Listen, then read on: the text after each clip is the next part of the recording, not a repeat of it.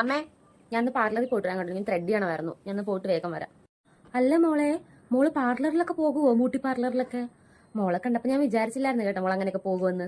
എന്തായാലും മോളൊക്കെ ചെയ്യുന്നതല്ലേ, മോളെന്നാ പോയി ചെയ്തിട്ട് പോവാ. അല്ല, മോളുടെ ഷാളെവിടെ? അല്ലമ്മേ, വൃത്തികേടായിരിക്കും. ഇതിൻ്റെ ഒരു ഷോളൊക്കെ ഇട്ട് പോയ ആൾക്കാർ കളിയാക്കും, അതാണ്. വൃത്തികേടാ? എന്റെ പൊന്നു മോളെ, ഈ നാട് മോക്ക് അറിയാവാ. എന്തെങ്കിലും ഒന്ന് കണ്ടാൽ മതി. ഇപ്പൊ ആ മുക്കിൽ കൂടെ അങ്ങോട്ട് പോയെങ്കിലുള്ള നിറച്ച് തൊഴിലുറപ്പ് പെണ്ണുങ്ങളായിരിക്കും. അവൾമാരെന്ത് പറയും? ആ ശോഭയുടെ മരുമോളെ ഒന്ന് കണ്ടാ അവൾ എന്തൊക്കെയാ മറ്റുള്ള പെണ്ണുങ്ങളെ കുറിച്ച് പറഞ്ഞിട്ടുള്ളത്. ഷോൾ ഇട്ടില്ലെങ്കിലും ഒരു ജീൻസ് ഇട്ടാലും ഒക്കെ അമ്മ എന്തെങ്കിലുമൊക്കെ പറയുമായിരുന്നേ. അമ്മ പറയും പെൺപിള്ളേർക്ക് എന്താ വീട്ടുകാർ നോക്കാനില്ല എന്നൊക്കെ ചോദിക്കുമായിരുന്നു. അപ്പൊ അമ്മേനെ അതുപോലെ പറയത്തില്ലേ? ഞാനിങ്ങനെ ഇതുപോലെയൊക്കെ പറഞ്ഞു നടന്നിട്ട് എന്റെ മരുമോൾ ഇങ്ങനെ ഷോളൊന്നും അടക്കുമ്പോഴത്തേക്കും എന്നാ ഈ ഷോള് തന്നെ ഇടുന്ന മോള് ഇട്ടുകൊണ്ട് പോകും.